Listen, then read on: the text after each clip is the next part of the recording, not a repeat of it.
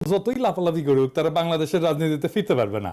ইলেকশনে দাঁড়াইতে পারবে কিনা জানি না, দাঁড়াইলেও মায়ের একটা মাটিতে পড়বে না। আওয়ামী লীগ এমনিতে ভিতর দল, পুলিশ ছাড়া ওদের পৌরুষ জাগে না।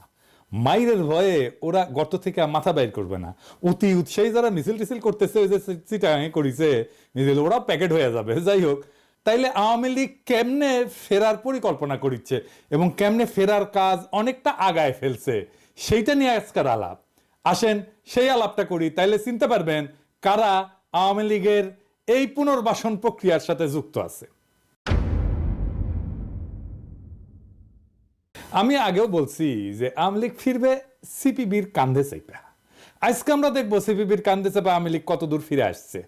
আগেও তাই ফিরেছে, এরা দলে দলে সিপিবিতে ছাত্র ইউনিয়ন, যুব ইউনিয়ন ঢুকবে, বঙ্গবন্ধু পরিষদে ঢুকবে, এভাবে পুনর্বাসন শুরু হবে আওয়ামী লীগের।